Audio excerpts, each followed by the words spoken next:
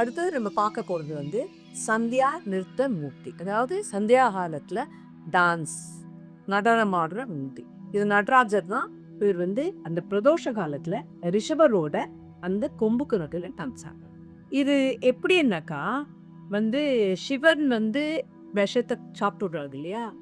சாப்பிட்ட உடனே இந்த தேவர்களும் அசுரர்களும் என்ன பண்ணுறா, இந்த விஷத்தெல்லாம் சாப்பிட்ட உடனே அவள் அந்த எக்ஸைட்மெண்ட் திருப்பி கரைய போயிட்டான் மந்தார மலையை. அப்புறம் வந்து கரையறா, அப்புறம் அமிர்தம் வந்துடுது. அப்போதான் தேவர்கள் ரியலைஸ் பண்ணுறா, ஐயோ நம்ம சிவனுக்கு தேங்க் பண்ணலையே. சென்ஸ் சிவன் கிட்ட போகிறா. அப்போ வந்து சிவன் கிட்ட மன்னிப்பு கேட்குற.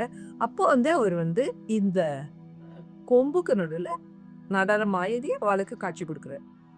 இது வந்து இந்த பிரதோஷத்துக்கு இப்படிதான் வந்து பிரதோஷத்து போது சொல்லுவா அந்த நந்தி கொம்பு வழியா பா. ஸோ பிரதோஷத்துக்கு இதுதான் முக்கியமான காரணமா. அடுத்தது வந்து கௌரி லீலா சம்பந்தித்த பூ. நம்மளுக்கு தெரியும் சிவன் பார்வதி கல்யாணம் ஆனதுக்கு அப்புறம் வித் லாட் ஆஃப் அந்த பேர் என்ன தட்சனோட சண்டை வந்து எல்லாம் ஆகி கல்யாணம் ஆனதுக்கு அப்புறம் சிவனும் பார்வதியை விட்டுட்டு சிவபெருமான் கைலாயத்துக்கு போயிடுறார். அப்புறம் கொஞ்ச நாள் கழிச்சுதான் வந்து ரிஷப வாகனத்துல அவர் வந்து அழிஷன் பெறவா. அதுதான் கௌரி லீலா சம்பந்தித்த மூர்த்தி.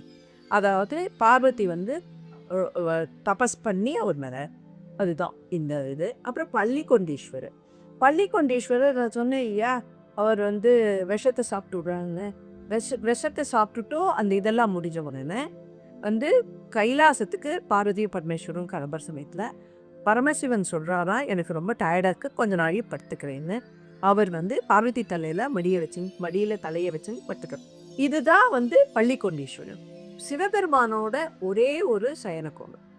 பெருமாள் நீங்கள் பார்த்துருப்பீங்க, எல்லா இடத்துலையும் அவர் வந்து முக்காவாசி சயன கோலத்தில் தான் இருப்பார். சிவபெருமான் இந்த ஒரே ஒரு இடத்துல தான் வந்து இந்த மாதிரி சயன கோலத்தில் இருக்கார். இது வந்து பள்ளிக்கொண்டீஸ்வரர்.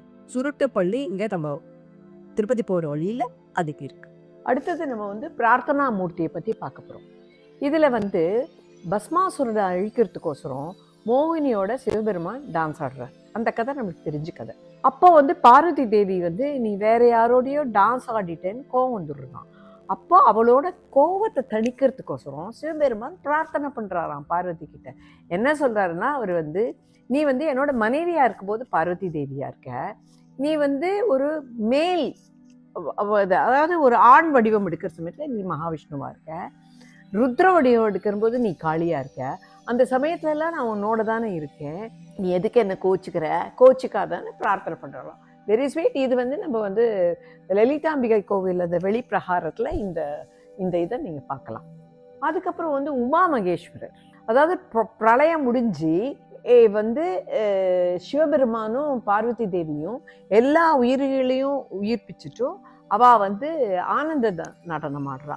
அந்த நடனம் ஆடினதுக்கு அப்புறம் சிவபெருமான் வந்து பார்வதியை தன்னோட மடியில் உட்காந்து வச்சுக்கிறார், இடது தொடையில உட்காந்து வச்சிருக்காரு. அந்த வடிவம் தான் உமா மகேஸ்வர வடிவம். அடுத்தது நம்ம வந்து உம்மேஸ்வரை பற்றி பார்க்க போகிறோம்.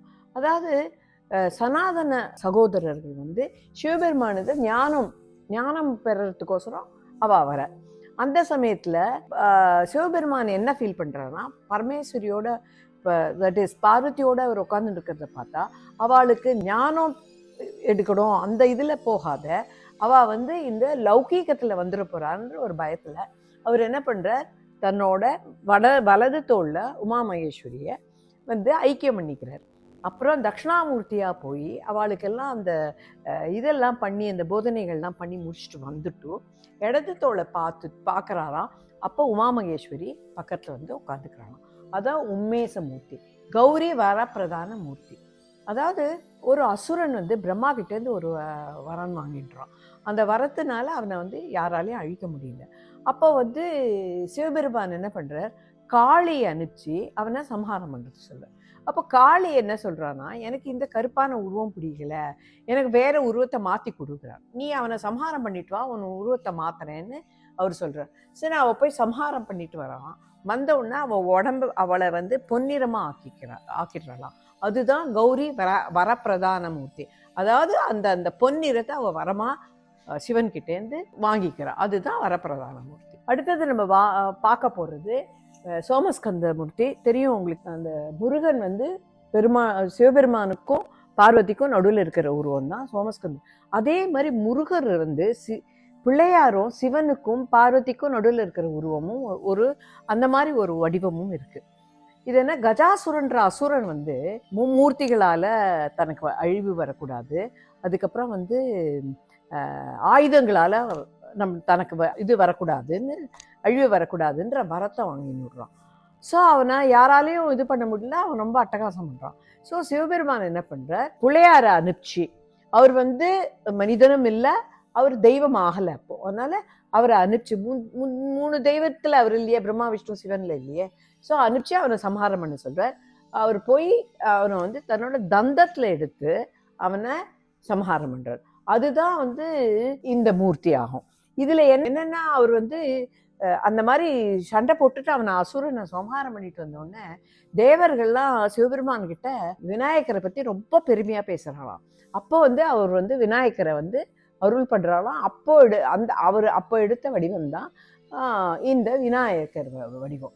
அப்புறம் க்ஷேத்திரபாலர், அதாவது பிரளயெல்லாம் முடிஞ்சு போயிட்டு அப்புறம் திருப்பியும் சிவனும் பார்வதியும் சேர்ந்து திருப்பியும் உலகத்தை சிருஷ்டி பண்ற சமயத்துல வரவாளுக்கெல்லாம், அதாவது க்ஷேத்திரம் அந்த இடத்துல இருக்கிறவாளுக்கெல்லாம் அருள் புரியுறா. அதுதான் க்ஷேத்திரபாலகர் வடிவம் அப்படின்னு சொல்லப்படுறது.